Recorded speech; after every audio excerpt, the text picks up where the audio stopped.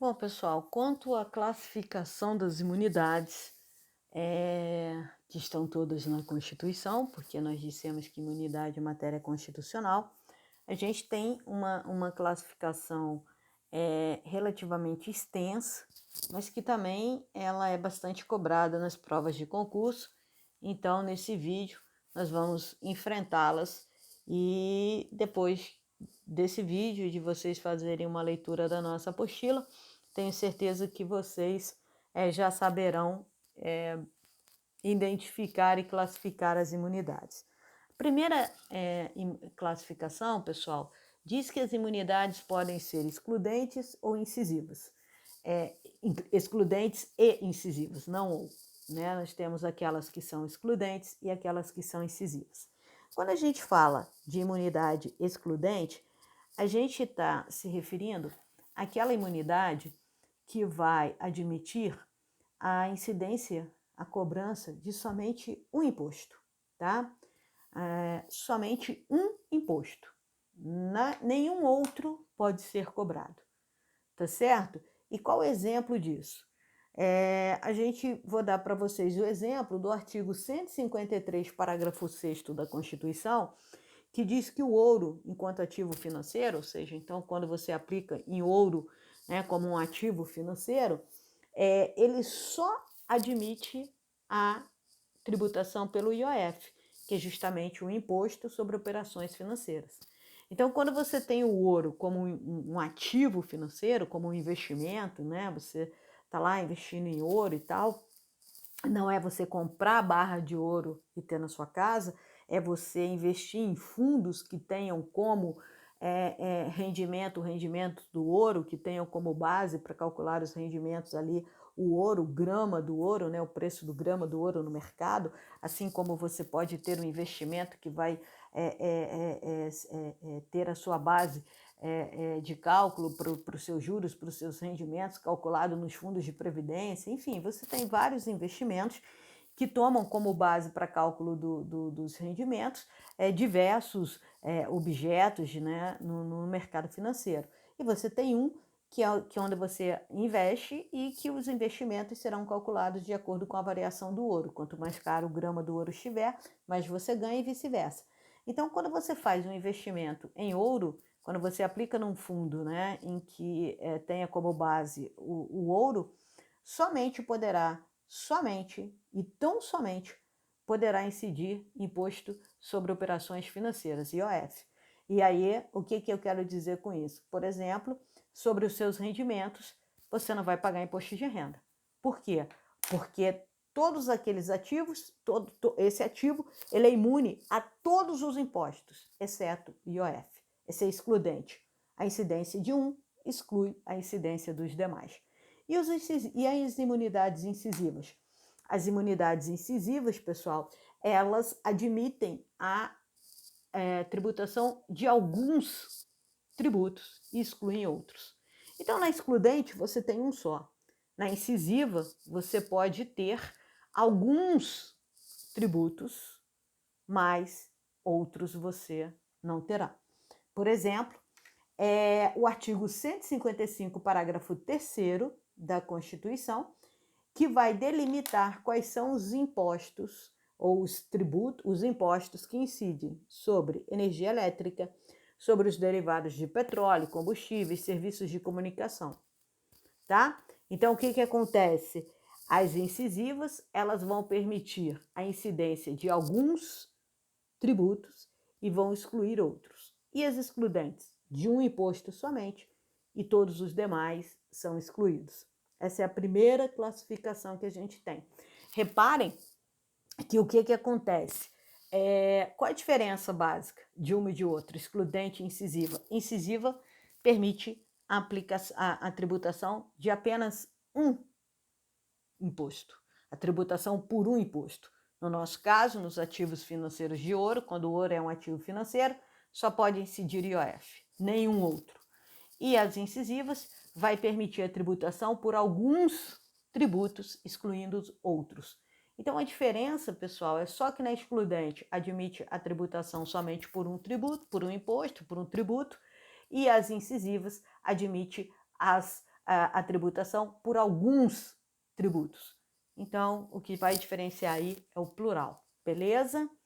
Seguindo, imunidades subjetivas, objetivas e mistas.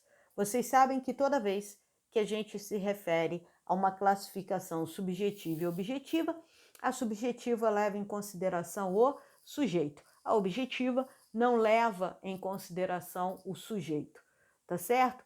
E aqui não é diferente, pessoal. As imunidades subjetivas, elas são concedidas em razão da natureza jurídica da pessoa. Por exemplo, quando a gente concede uma imunidade aos partidos políticos. A Constituição concedeu essa imunidade em razão da pessoa jurídica de direito privado, chamada partido político, da sua importância para o regime democrático, até porque o pluripartidarismo é um dos fundamentos da República Federativa do Brasil, listados lá no artigo 1º da Constituição. Beleza, pessoal?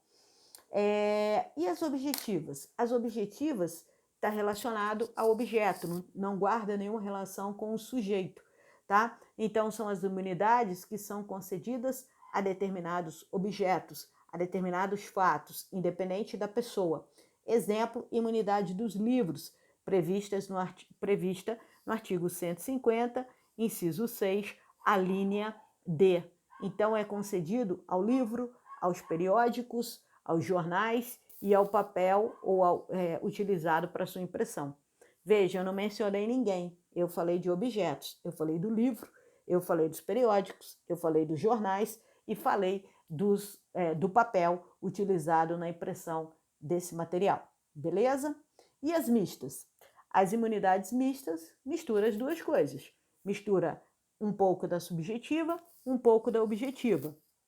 Então, por exemplo, como mista, a gente pode trazer o 153, parágrafo 4º, inciso 2 da CF, que vai dispensar do pagamento de ITR, Imposto sobre Território Rural, tá certo? Então, é aquele imposto cobrado das propriedades rurais. É um imposto de competência da União, ITR. Então, o que acontece? Não haverá a incidência de ITR sobre as pequenas glebas rurais. Objeto. Sobre as pequenas glebas, pequenas propriedades rurais, tá certo?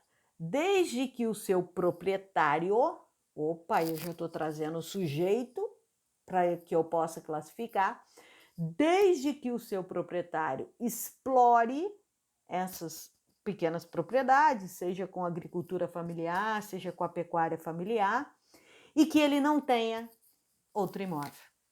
Então, não basta ser uma propriedade rural pequena, assim como não basta isso para conceder imunidade. É preciso que além de ser uma propriedade rural pequena, ela seja explorada pelo seu proprietário e que esse proprietário não tenha nenhum outro imóvel.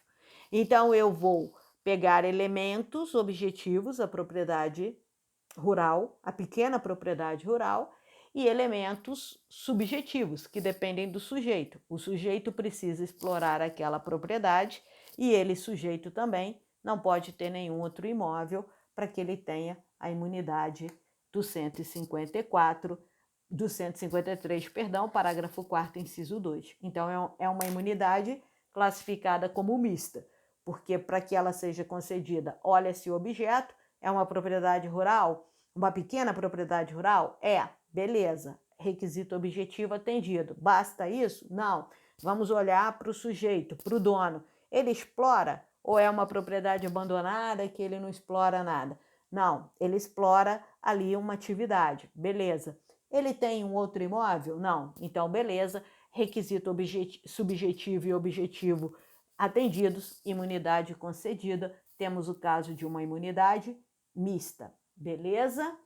Avançando, pessoal, nós temos as imunidades ontológicas e as imunidades políticas. As imunidades ontológicas, vocês sabem que ontológicas estão relacionadas, a gente faz menção a valores, né? Então, quando a gente fala de imunidades ontológicas, são aquelas que elas decorrem dos princípios constitucionais, princípio da dignidade da pessoa humana, princípio do pacto federativo, princípio da liberdade religiosa e por aí vai. E por conta dessas imunidades ontológicas derivarem desses princípios constitucionais, desses valores constitucionais, alguns doutrinadores defendem que elas nem precisariam estar expressas na Constituição, porque o próprio princípio já asseguraria a não cobrança de tributos em determinadas situações, tá? Mas não é isso que acontece, as imunidades estão lá previstas direitinho, tá? Então, por exemplo, a imunidade, me dá um exemplo, Rosalie, de uma imunidade ontológica? Sim, a imunidade prevista no artigo 150, inciso 6º, a linha A, chamada imunidade recíproca, que impede que os entes da federação cobrem impostos um dos outros, impostos incidentes sobre sua renda, sobre seu patrimônio e sobre os serviços por esses entes prestados. Então, por que é uma imunidade ontológica? Deriva de que princípio? Do princípio do pacto federativo, em que não é possível que um ente cobre impostos um dos outros, né? Que ele exerça o seu poder de tributar, tá certo? Então, ele protege o pacto federativo. Os doutrinadores dizem que pelo pacto federativo não precisaria nem ter essa imunidade, porque o próprio pacto federativo já impediria a cobrança de tributos, de impostos de um ente do outro, tá certo? E as políticas ou explícitas, pessoal? Explícitas são aquelas que estão, né, lá na Constituição, e elas têm o quê? Ela tem por objetivo garantir, proteger, tutelar direitos fundamentais ou prestigiar certos princípios fundamentais. Exemplo de imunidades políticas, a gente tem a imunidade dos livros, que tenta prestigiar o acesso à cultura, a liberdade de pensamento, a liberdade de expressão. A gente tem os templos de qualquer culto, que prestigia, né, o princípio da liberdade religiosa. A gente tem a imunidade dos sindicatos dos trabalhadores, a proteção da parte hipossuficiente e a proteção do empregado, tá certo? E a gente tem também, pessoal, ainda as imunidades condicionadas e incondicionadas. As condicionadas são aquelas, como eu falei lá no início para vocês, que precisam, para serem exercidas, do preenchimento de alguns requisitos legais. Essa imunidade, por exemplo, dos templos do Sindicato dos Trabalhadores. Para que eles tenham direito a essa imunidade, eles precisam atender aos requisitos listados lá no artigo 14 do CTN, que a gente vai falar mais adiante. E as imunidades incondicionadas são aquelas de eficácia plena, não dependem do atendimento de nenhum requisito, elas já são praticadas de imediato, como, por exemplo, a imunidade recíproca, que impede que os entes da federação tributem renda, patrimônio e serviços, tributem, né, uns dos outros, essa tributação restrita aos impostos. Impede que eles cobrem impostos incidentes sobre renda, patrimônio e serviços um dos outros, tá certo? E por fim, pessoal, as imunidades também podem ser caracterizadas, classificadas entre imunidades genéricas e específicas. As imunidades genéricas são aquelas também chamadas de gerais, previstas no 150, inciso 6º da Constituição, e incidem somente em relação aos impostos. E as específicas, também chamadas de tópicas ou especiais, elas se encontram espalhadas pelo texto constitucional e elas são dirigidas a um único tributo, tá certo? Por exemplo, o artigo 195, parágrafo 7º, que isenta as entidades sociais, né, as entidades beneficentes de assistência social, isenta essas entidades do pagamento das contribuições sociais. Então, esse parágrafo 7º do artigo 195 trata da imunidade específica das contribuições sociais. A gente tem também o 149, parágrafo 2º, inciso 1º, que não vai ter a incidência da CID, da contribuição social, sobre as receitas decorrentes de exportação. Então, a gente tem aquela situação específica que não vai incidir especificamente aquelas contribuições, aquele imposto, etc. e tal. Tá certo?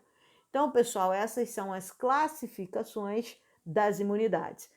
Para o nosso estudo aqui, nós vamos nos ater ao artigo 150, parágrafo 6º da Constituição, que contém as chamadas imunidades genéricas e que fazem e que alcançam somente os impostos. Por essa razão, o 150, inciso 6º, é chamado imunidade dos impostos, porque tudo que estiver dito ali alcança tão somente os impostos. Eu volto para a gente ver essas imunidades. Fica aí.